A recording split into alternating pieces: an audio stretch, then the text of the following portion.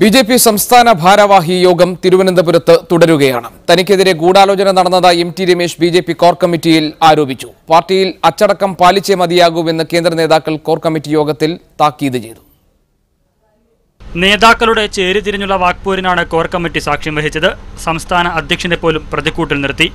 അന്വേഷണ കമ്മീഷനെ നിയോഗിച്ചതിൽ അധ്യക്ഷൻ ഏകപക്ഷീയമായ തീരുമാനമെടുത്തു. നേതൃത്വത്തെ വിശ്വാസത്തിലെടുക്കാൻ അധ്യക്ഷൻ തയ്യാറായില്ല. എന്നാൽ ദേശീയ നേതൃത്വത്തിന്റെ അറിവോടെയാണ് താനിത് ചെയ്തതെന്ന് കുമ്മനം മറുപടി നൽകി.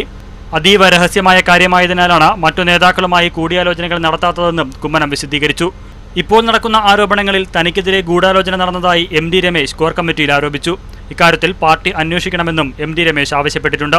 സംസ്ഥാന അധ്യക്ഷന്റെ ഓഫീസിൽ നിന്നാണ് അന്വേഷണ റിപ്പോർട്ട് ചോർന്നതെന്നും ഒരു വിഭാഗം ആരോപിച്ചു. മറുവാദവുമായി എതിർചേരിയും രംഗത്തെത്തി. ഇക്കാര്യത്തിൽ കൂടുതൽ അന്വേഷണം നടത്താൻ സംഘടനാ സഹസെക്രട്ടറി ബി.എൽ. സന്തോഷിനെ അമിത് ഷാ ചുമതലപ്പെടുത്തി. റിപ്പോർട്ട് ചോർന്നതിൽ കൂടുതൽ പേർക്ക് പങ്കുണ്ടെന്നാണ് കേന്ദ്ര നേതൃത്വത്തിന്റെ വിലയിരുത്തൽ. കൂടുതൽ പേരിലേക്ക് നടപടി ഉണ്ടാകുമെന്ന സൂചനയും നേതൃത്വം നൽകിയിട്ടുണ്ട്. പാർട്ടിയിൽ അച്ചടക്കം തുടർന്നേ മതിയാകൂ എന്ന താക്കീതും നേതൃയോഗത്തിൽ പങ്കെടുത്ത കേന്ദ്ര നേതാക്കൾ നൽകിയിട്ടുണ്ട്. അന്വേഷണ സമിതി അധ്യക്ഷൻ എ.കെ. നസീറിനെതിരെ നടപടിയെടുക്കാനും കോർ കമ്മിറ്റിയിൽ തീരുമാനമായി. മീഡിയ 1 തിരുവനന്തപുരം.